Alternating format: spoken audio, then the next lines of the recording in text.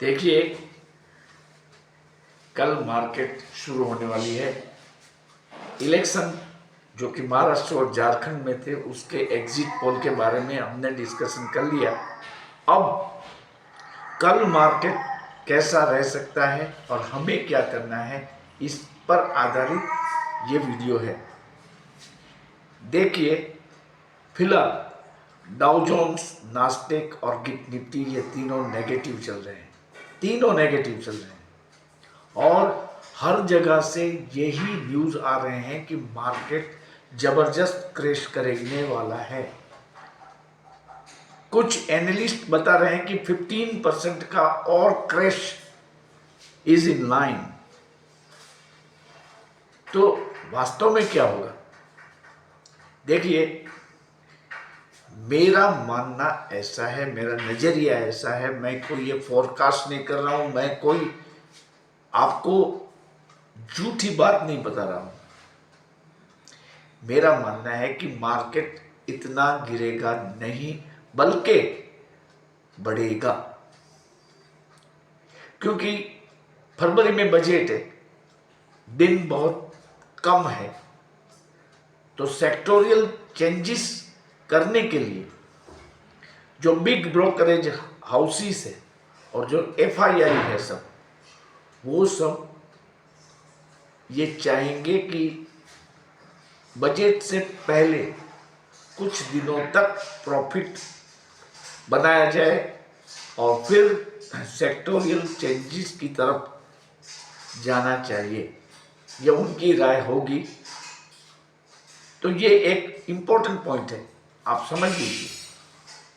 तो दूसरा जो अच्छा ट्रिगर पॉइंट है वो ये है कि लेबनान ने और हिजबुल्लाह ने ये मान लिया है कि वे यूएस का, मतलब यूनाइटेड स्टेट द्वारा पेश किया गया सीज फायर का जो प्रस्ताव है उसको स्वीकार करते हैं। तो इसका मतलब ये हुआ कि इजराइल और ईरान का जो कॉन्फ्लिक्ट है वो थोड़ा सा अब माइल्ड हो जाएगा। और जहां तक रशिया यूक्रेन की बात है, यूक्रेन ने 6 मिसाइल दागी रशिया पे, लेकिन उनमें से 5 को इंटरसेप्ट करके सिर्फ एक ही मिसाइल रशिया पे गिरी है। तो अगर रशिया ने, ऐसा माना जाता है कि न्यूक्लियर रिवेंज से बदला लेंगे, तो ये बात आउट ऑफ लॉजिक इसलिए है कि पुतिन साहब भी काफी मैच्योर्ड पर्सन है और गुड इन नेचर, आप मानेंगे। वो अच्छे तैराकू है, कई लोगों को उसने पानी में कूद के बचाया भी है इन द पास्ट। तो और एज भी बहुत हो गई है, तो वही ऐसा नहीं करेंगे न्यूक्लियर वॉर जैसा कुछ। तो ये जो डेंजर की बात फैलाई जा रही है उसमें आने की जरूरत नहीं है। इसके अलावा हमारे जो इंटरेस्ट रेट कट की बात है, तो उसमें पॉजिटिव संकेत ये है, जैसा कि इससे पहले वाले कुछ वीडियो में मैंने बताया है आपको कि हमारे एक बहुत सीनियर मिनिस्टर श्री पीयूष गोयल जी ने बताया था, या तो ऐसी मांग की थी या तो ऐसा सुझाव रखा था कि भारत में भी इंटरेस्ट रेट कम होने चाहिए। तो ये तो हुए हमारे एक सीनियर मंत्री की बात, लेकिन अब बात पहुंची है हमारे वित्त मंत्री श्रीमती निर्मला बेन सीतारामन जी तक। उन्होंने आज बताया कि भारत में इंटरेस्ट रेट स्ट्रेसफुल है, इसको कम करना चाहिए। तो आप सोचिए कि अब जैसे मानो कैबिनेट और आरबीआई आमने सामने आ गए हैं। और जो हमारे भारत सरकार के जो इकोनॉमिक एडवाइजर है, उन्होंने क्या बताया?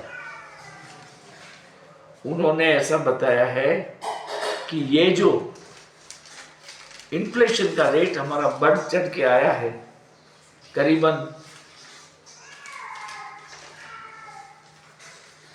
4.2, उससे डरने की बात इसलिए नहीं है कि ज़्यादातर इसमें बढ़त का जो कारण है वो टोमेटो, ओनियन और आलू के दामों के अलावा गोल्ड और सिल्वर में जो प्राइस हाइक हुआ है, इसी के कारण ये 6.4 तक गया है। अगर इसको एक्सक्लूड करके हम देखें तो हमारा जो इन्फ्लेशन रेट है वो फिलहाल 4.2 पे ही चल रहा है, जो कि एज पर आरबीआई टारगेट है।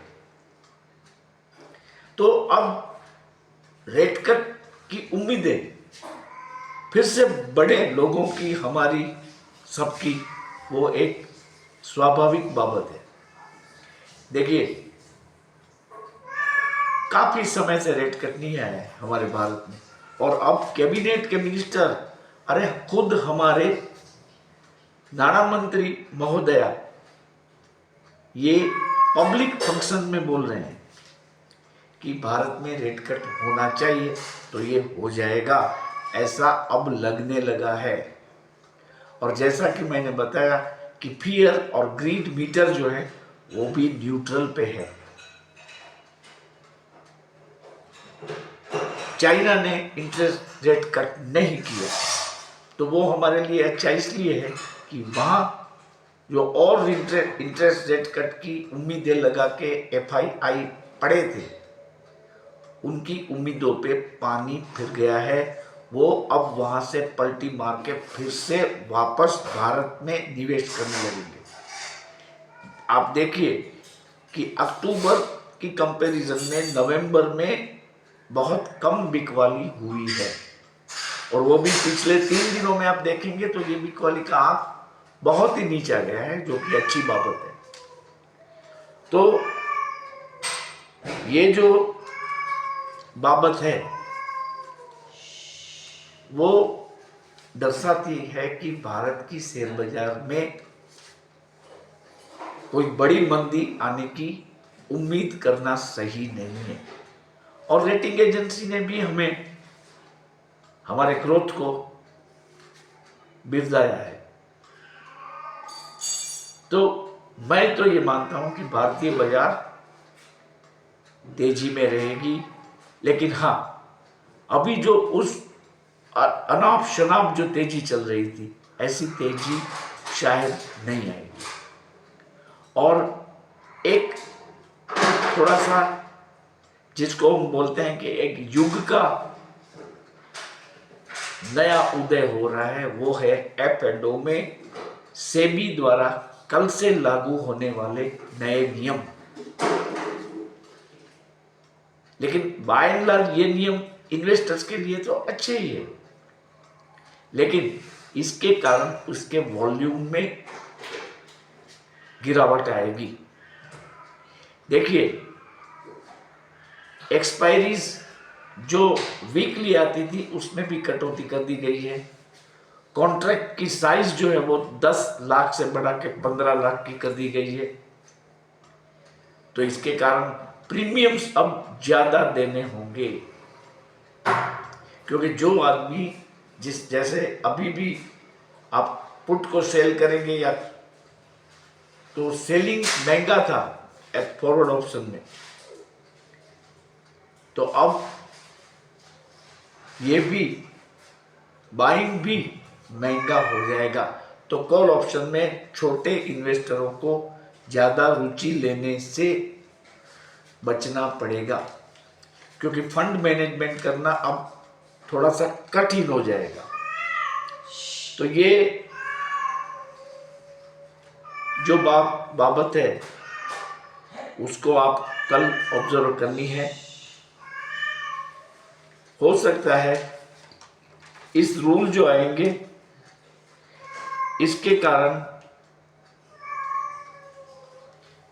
इन्वेस्टरों के पैसे जुआ की तरफ जो गुम हो जाते थे उसमें